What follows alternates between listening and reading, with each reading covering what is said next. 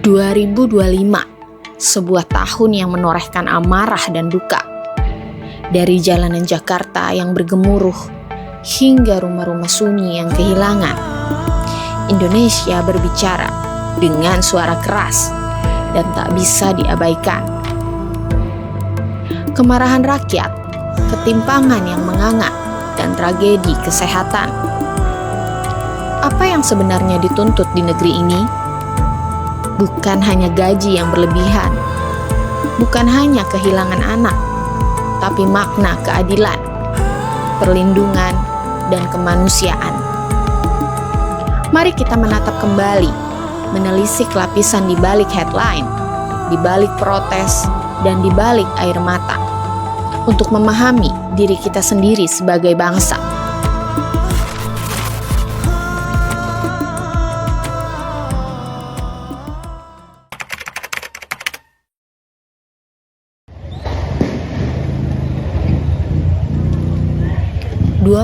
Agustus 2025, Jakarta berubah menjadi medan kemarahan. Ratusan mahasiswa, buruh, ojek daring, warga sipil, semua turun ke jalan menuntut sebuah angka, 50 juta per bulan untuk tunjangan rumah anggota DPR. Ini bukan sekedar angka. Bagi rakyat, ini simbol jarak yang semakin melebar antara mereka dan elit yang seharusnya melindungi. Seorang pengamat berkata, protes ini bukan hanya soal uang. Ini soal rasa dihargai, soal suara yang tidak didengar, soal ketimpangan yang menumpuk sampai puncaknya meledak. Ketika demonstrasi yang awalnya damai berubah tegang, kemarahan publik menembus batas simbolik. Rumah anggota DPR diserbu, beberapa fasilitas disobek, barang pribadi diambil, dan beberapa tindakan bahkan disebut targeted looting oleh pengamat. Seorang pengamat berkata, aksi penjarahan ini bukan semata-mata kriminalitas. Ia adalah manifestasi kemarahan publik yang begitu mendalam hingga menembus batas norma sosial. Ini kemarahan yang mengekspresikan rasa dihianati. Dan kemarahan ini tidak berhenti di angka 50 juta. Ketimpangan ekonomi yang terasa setiap hari, biaya hidup meroket, akses pendidikan dan kesehatan yang terbatas, serta ketidakjelasan kebijakan publik membentuk tekanan kolektif.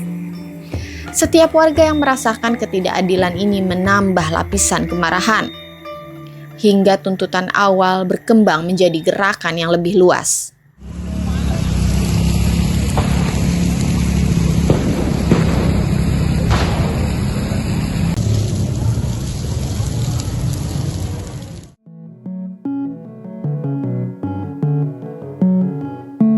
Kemudian ketujuh, sahkan undang-undang perampasan aset. 8. Reformasi birokrasi secara bersama rakyat kita lawan ketidakadilan. Hari ini gelombang kemarahan ini kemudian membentuk tuntutan yang lebih luas, 17+8, transparansi anggaran, reformasi parlemen, penurunan biaya hidup, akses kesehatan yang lebih baik. Semua tuntutan ini lahir dari kombinasi frustasi sehari-hari, dari harga kebutuhan pokok yang tinggi, birokrasi yang berbelit, ketidakadilan yang terasa di setiap layanan publik. Pengamat sosial menekankan, 17+8 demands adalah ekspresi kumulatif dari ketidakpuasan rakyat. Bukan hanya satu masalah, tapi akumulasi dari ketimpangan, hambatan administrasi, dan rasa dihianati oleh institusi yang seharusnya melindungi mereka. Ini bukan sekedar angka atau daftar tuntutan. Ini teriakan yang mengikat seluruh rakyat dalam satu rasa. Mereka ingin didengar, mereka ingin negara benar-benar hadir.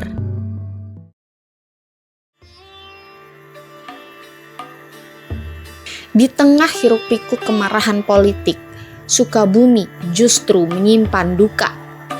Raya, balita 3 tahun, meninggal akibat infeksi cacing gelang yang parah. Bagi banyak orang, ini bukan hanya masalah medis. Ini simbol kegagalan sistem, sanitasi buruk, fasilitas kesehatan sulit diakses, dan birokrasi yang menghambat penanganan.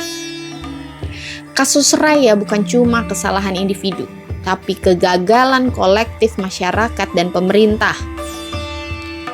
Keluarga Raya menghadapi hambatan administrasi, biaya perawatan membengkak, akses kesehatan yang lambat, semua faktor yang harusnya bisa dicegah.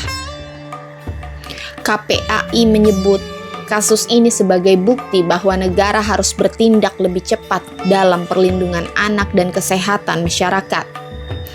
Ketika kemarahan menuntut tunjangan DPR di jalan, di rumah-rumah kecil seperti Rumah Raya, rakyat menghadapi kenyataan yang lebih pahit. Anak-anak meninggal karena sistem yang seharusnya melindungi mereka gagal berfungsi.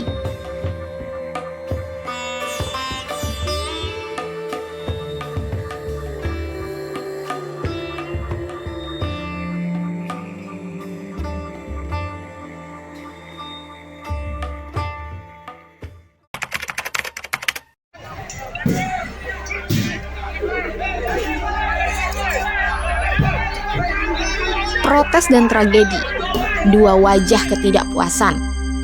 Satu di jalan, satu di rumah yang sunyi.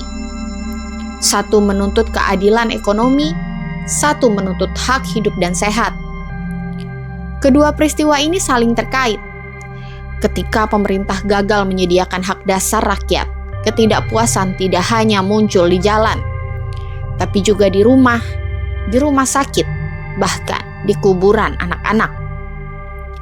Kilas balik 2025 bukan sekedar catatan kronologis.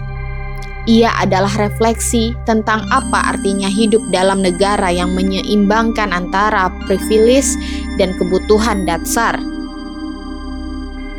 Ini tentang niat di balik kebijakan dan dampak manusia yang nyata yang sering terabaikan di angka statistik. Kemarahan yang meledak di jalanan, penjarahan simbol kekuasaan, duka keluarga yang kehilangan anak, semua menegaskan satu hal. Keadilan yang hanya dijalankan setengah hati tidak akan cukup. Ketika rakyat melihat elit hidup dalam gelembung, sementara anak-anak mereka menderita, manifestasi kemarahan pun menjadi nyata.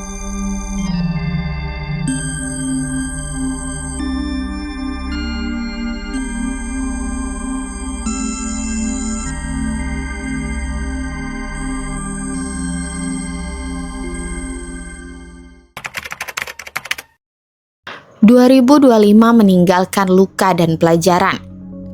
Ketimpangan, akses kesehatan, transparansi, perlindungan anak-anak, semua saling terkait. Kegagalan di satu aspek bisa memicu reaksi luas, seperti api yang merambat. Tantangan untuk 2026 jelas. Bagaimana aspirasi massa diterjemahkan menjadi kebijakan nyata, bukan hanya respons jangka pendek.